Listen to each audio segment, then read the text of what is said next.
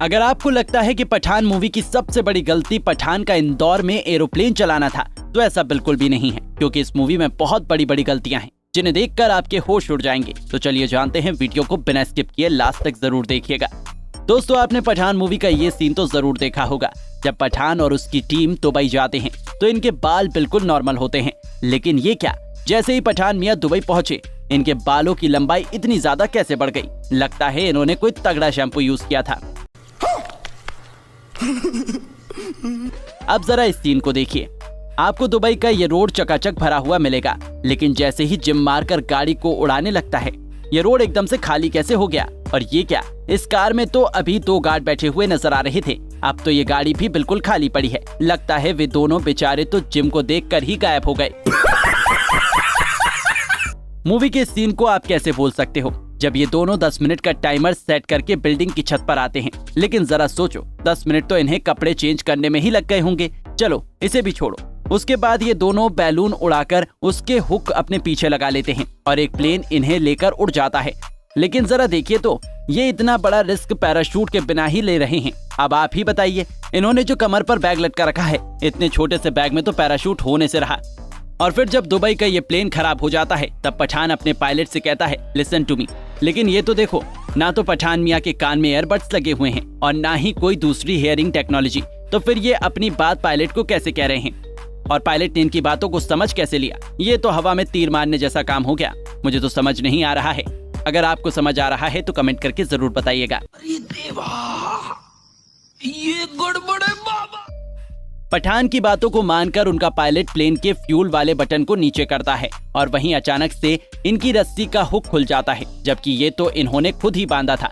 अब ये तो सोचिए, रस्सी का हुक खुलेगा तो रस्सी नीचे जाना चाहिए, लेकिन ये क्या, रस्सी तो ऊपर की ऊपर ही रह गई और बंदा नीचे गिर गया। और ये क्या, जब पठान भैया रस्सी काट देते हैं तो ये दोनों 50 फीट की ऊंचाई से एक शीशे पर गिरते हैं, लेकिन इनकी कोई हड्डी नहीं टूटती है। अब इन्हें देखकर तो ऐसा ही लगता है कि इनकी बॉडी प्लास्टिक की बनी हुई है। इतनी ऊंचाई से गिरने के बाद ये शीशा काटकर अंदर घुस जाते हैं। क्या इतनी बड़ी बिल्डिंग में कोई सीसीटीवी कैमरा ही नहीं है जो ये इस तरह पूरी बिल्डिंग में खुला घूम रहे हैं। अब इसको देखिए, जब चिरकुट पठान के पीछे रॉकेट चलाता है तो तब पठान भैया अपने हेलीकॉप्टर को ऊपर की तरफ ले जाकर सीधा ऊपर ही चलने लग जाते हैं।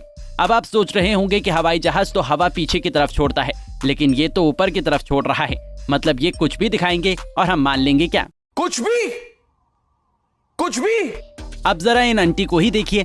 जब ये पठान से मिलने आती हैं तो इनकी कोड वर्ड में बातें होती हैं, लेकिन जब मैं इन आंटी को बैठे हुए देखता हूँ तो इनकी उंगलियां तो बिल्कुल शांत होती हैं। ये तो ऐसा कुछ कर ही नहीं रही हैं, और जब ये जाने के लिए खड़ी होती हैं तो बात करके निकल जाती हैं, तब भी उंगलियों का कोई मूवमेंट नहीं करती। और बाद में मूवी में दिखाते हैं कि इन दोनों में कुछ इस तरह की कन्वर्सेशन हुई है।